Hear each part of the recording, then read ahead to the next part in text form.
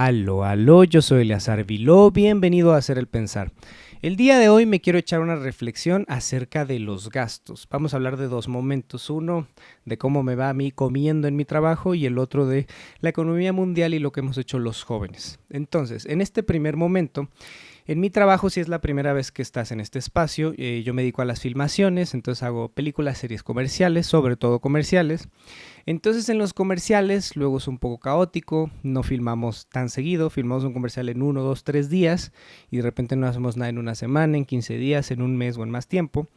Y bueno, en el comercial pues es un poco de sol a sol, no hay un tiempo así de que de 4 a 5 vas a comer o de tal a tal vas a desayunar. La mayoría de los puestos tenemos que desayunar, comer, cenar mientras estamos ahí. Y la filmación tiene un servicio de alimentación, un servicio de catering que son los que nos dan de comer. Entonces el servicio de alimentación pues tiene mesas, sillas, camiones y tiene personas que cocinan, que sirven, meseros, etcétera. Pero este cuerpo, sobre todo de personas que tiene una filmación para atender al crew, que pueden ser 50, 100, 200 personas, las personas que están ahí pues tienen una capacidad limitada de atender. Entonces luego pasa mucho que a nosotros se nos mugrosea el sueldo o que pues no nos quieren pagar tan bien o que se batalla mucho para negociar y nos la hace muy cansada, y luego las mismas personas, ya sea que lo hacen o que dan la orden de que nos hagan tan cansada la negociación, pues son los que más le están exigiendo al catering, que es uno de los sitios que pues empuja la química cerebral a que tú estés en un mejor momento. O sea, se siente un poco como la escuela de que, ok, estás en la escuela, estás encerrado y cualquier dulcecito, cualquier cosa te motiva muchísimo la química cerebral, te despierta, te mueve, y no tanto por el azúcar del dulce, sino por una onda de la recompensa, de la motivación. Es algo de pronto quizá muy primitivo, pero cuando estás ahí cansado y en el sol y etcétera, pasa muchísimo. Perdón, ayuda muchísimo. Entonces muchas veces estas personas, los altos mandos a los que los meseros y los del catering tienen que atender primero, piden cosas demasiado complicadas que le toman demasiado tiempo a la gente del catering. Entonces pues no se atiende basado en quién pidió primero desayunar o de comer, se atiende basado en quién es más importante del organigrama. De pronto para los más importantes hay 1 o 2 meseros en específico, pero luego piden tantas cosas y al mismo tiempo y tan rebuscadas que pues no da el tiempo y el poder humano para hacerlo. Entonces si yo estoy ahí parado y moviéndome y y otros puestos peor todavía que el mío, pues no nos dan de comer porque los altos mandos están gastando esos recursos. Entonces, al estar gastando estos recursos, o sea, el recurso es limitado, tiene ciertas personas que tienen cierta capacidad de hacer cierta cantidad de sándwiches. Si tú te estás gastando ese recurso en ti, no va a poder llegar a los otros. Ese ejemplo lo podemos tomar en cualquier sitio. O sea, si yo voy en el tráfico y me quiero incorporar a una avenida, el otro auto y yo no podemos ocupar el mismo espacio al mismo tiempo. Tendrá que entrar él primero, yo primero, alguno le tendrá que dar el pase o alguno de plano le tendrá que aventar el carro al otro para que se pueda meter. Entonces, esto de cómo usamos los recursos que están a nuestro cargo, porque pues si bien pues no suena justo y demás, suena muy chairo, muy socialista de mi parte, quizá quejarme de eso, muy comunista, muy quién sabe qué, pues bueno, ellos tienen a su cargo esos recursos, los mueven de esa manera y a mí eso me estorba, a mí eso me molesta. Ahora, en un tema ya de la economía de generaciones, de países y del mundo entero, en mi generación se ha puesto muy de moda que no nos casamos, que no compramos casa, que no compramos carros, que no ponemos negocios. Todo el dinero se va en viajes, por ejemplo. Entonces, este tema de los viajes, yo he escuchado muchísimo con personas muy cercanas a mi edad que quieren conocer, que quieren estar libres, que quieren viajar, que no quieren esa cosa opresora del sistema y demás. Pero en la realidad, y no se me ocurre ahorita ningún ejemplo de mis amigos que le guste viajar per se por viajar, que no lo esté haciendo por una depresión y por salir del lugar, es decir, por escapar, es decir, por huir, que viene a ser la misma manifestación o el mismo mecanismo para tapar algo, como si lo estuvieras haciendo con sustancias o como si lo estuvieras haciendo con evasión de las personas con las que tú tienes que convivir en el cotidiano. Básicamente se trata de huir, de no enfrentar los problemas, de no evolucionarlos. Entonces el no evolucionar, el no enfrentar los problemas hace que se queden ahí. Y la mayoría de mis amigos que viajan muchísimo y que todo su dinero está en viajes, ojo, no quiero decir que no viajes, que no descanses, que no te desconectes, pero hay quien de plano se lo toma como deporte, como lo más importante en su vida.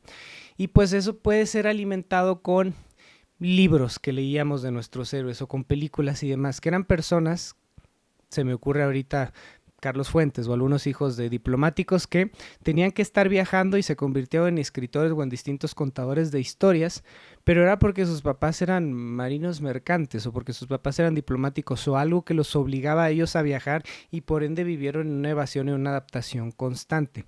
Pero no era un huir de ellos, era su circunstancia. Mi trabajo me hace en determinados momentos de la vida viajar mucho o nada, pero he tenido momentos en los que viajo muchísimo, en los que estoy mucho tiempo fuera de casa y yo no me lo he tomado como una manera de huir. En cambio tengo otros cuates que están muy enfocados en, insisto, gastar todos los recursos en eso y se trata simplemente de huir. Eso, si ya nos ponemos a pensar en la economía, pues quiere decir que el mercado inmobiliario no se mueve, pero se están moviendo las rentas. Entonces eso propicia que los grandes fondos, en su momento serán incluso los bancos, que se hagan dueño de las casas y esta onda de nunca vamos a poder comprar una casa los de nuestra generación se perpetúe y siga así por los siglos de los siglos. Sé que hay otras variables en la economía, pero ahorita nada más quiero tratar esta de cómo estamos gastando eso en también el hype. Los artículos de lujo, está súper de moda que al vestir todo el mundo quiere traer sus chanclitas Gucci, sus tenis Louis Vuitton o lo que sea, pero personas a los cuales su economía no corresponde para que traigan eso puesto en los pies. Y finalmente, bueno, si cuestan 20,000 pesos y tu economía da para que eventualmente tengas 20,000 pesos en las manos, pues te los puedes financieramente comprar, pero no es lo más responsable, hablando de. Entonces, todo este dinero que generacionalmente se está yendo a industrias como el lujo y los viajes, ha hecho que otras industrias como mercados emergentes, como nuevos negocios, como nuevos emprendimientos no sucedan. O sea, ya nadie quiere hacer trabajo manual, nadie quiere poner un taller mecánico, nadie quiere poner un auto lavado. O sea, todo el mundo quiere o las empresas unicornio de 1,000 millones de dólares o simplemente vivir para viajar y el plan del retiro es ponerse un balazo en la cabeza. No es el tema del video, pero justamente muchos me han confesado que su plan de retiro es justamente ese último. No voy a decir la palabra por algoritmo, pero pues sí, es preocupante. Entonces, esta disposición de los recursos que tenemos en la mano, si yo tenía un dinero que me podía gastar en poner un auto lavado, si yo pongo un auto lavado, le daré empleo de pronto a unos vecinillos que pues no tenían un trabajo. Entonces eso propicia las circunstancias de que hay un auto lavado cerca de ellos y que ellos quieran ganar dinero para comprarse un Xbox o lo que sea. Eso propicia a que se esté moviendo más dinero. Autos sucios siempre va a haber, es un trabajo manual, es algo que va a enseñar, que los va a poner en circunstancias difíciles, circunstancias sociales, eventualmente incluso a tener que pagar impuestos, en tener dinero para invitar a alguien a salir, etcétera, etcétera. Entonces eso propiciaría, en el mejor de los casos, y de pronto quizá esto que digo suena bastante idílico, eso propiciaría el tener una alternativa distinta a si yo mañana en mi colonia, que no es una colonia de multimillonarios, que yo salga con mis chanclitas Gucci, que salga con un abrigo no sé qué marca y pues que me vaya en Uber. O sea, porque lo veo muchísimo, o sea, traen ese tipo de ropa y no tienen auto, y no tienen negocio, y no tienen ahorros, y en el peor de los casos incluso tienen deuda, y viven con los papás o con roomies, y yo me quedo, pues, no tiene sentido traer esos tenis y tener roomies, y andar en metro, y andar en Uber, y etcétera, etcétera. No corresponde.